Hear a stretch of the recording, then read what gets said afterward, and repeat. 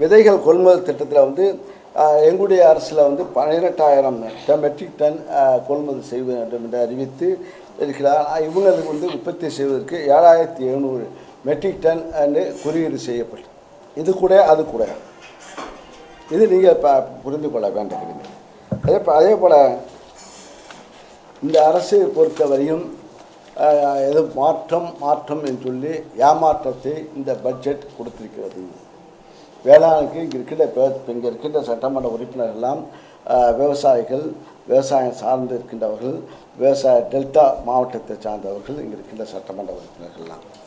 ஆக அதே போல் அந்த வேளாண் இயந்திரம் இருக்கிறது. நாங்கள் எங்களுடைய 5 ஆண்டு கால நம்முடைய தலைவர் மு.க. ஸ்டாலின் அவருடைய ஆட்சியில் 5 ஆண்டுகளுக்கு 77,000 விவசாயிகளுக்கு நாங்கள் மிஷினரி, அதாவது இலவசமாக மானியமாக 50% மானியத்துடன் நாங்கள் கருவிகள் வழங்கி கொண்டிருக்கின்றோம்.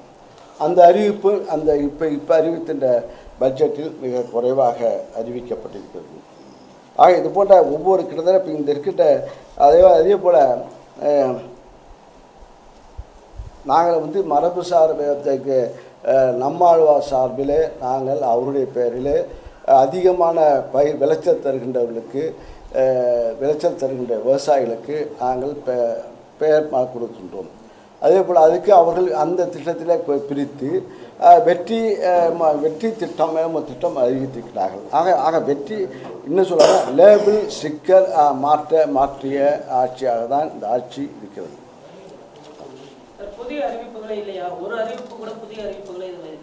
புதிய அறிவிப்புகள் ஒன்றும் இல்லை. இப்போ நாங்கள் அறிவித்தது கிட்டத்தட்ட இப்போ நான் எல்லாத்தையும் படிக்கட்டுமா? நாங்கள் எங்களுடைய அரசில் இப்போ அறிவித்தது எவ்வளோ அறிவிச்சிருக்கின்றோம். அவர்களை பறித்து இப்போ பக்கங்கள் அதிகம், விஷயங்கள் கம்மி. இப்போ விவசாயிகள், இப்போ டெல்டா விவசாயிகள், விவசாயிகள்லாம் இப்போது இப்போ நாங்கள் 5 ஆண்டு காலத்தில் கிட்டத்தட்ட 4,442 விவசாயிகளை கருத்து கேட்டு கிட்டத்தட்ட மாவட்டத்தில் அனைத்து மாவட்டத்திலையும் அனைத்து விவசாயிகளும் அனைத்து விவசாய சங்கத்தினரும் நாங்கள் சந்தித்து கருத்து கேட்டு ஒவ்வொருவருடைய கருத்துக்களையும் நாங்கள் திட்டமாக கொண்டு வந்தோம். ஒவ்வொரு விவசாயிகளுடைய கருத்துக்களும் இப்போ நீங்கள் ஒரு விவசாயி ஒரு மல்லிகை பூ கேட்டிருப்பீங்க, அவர் வந்து இப்போ பருத்தியை கேட்டிருப்பார். இது திட்டமாக கொண்டு வந்து அதை நாங்கள் கொண்டு வந்து செயல்படுத்திக்கின்றோம். ஆனால் இந்த திட்டங்கள்லாம் இப்போது இந்த ஆட்சியில் ஒன்றும் கிடையாது. அதே போல் நாங்கள் இப்போ உருவாக்கிய திட்டத்தை அதே தான் படித்திருக்கிறார்கள். நாங்கள் இப்போ அறிவித்த புத்தகத்தையும் கொடுக்கின்றோம். இப்போ நாங்கள் அறிவித்த புத்தகத்தையும் கொடுக்கணும். இது எந்தெந்த திட்டங்கள், புதிய திட்டங்கள் நீங்களே கண்டறிந்து நீங்களே போடலாம்.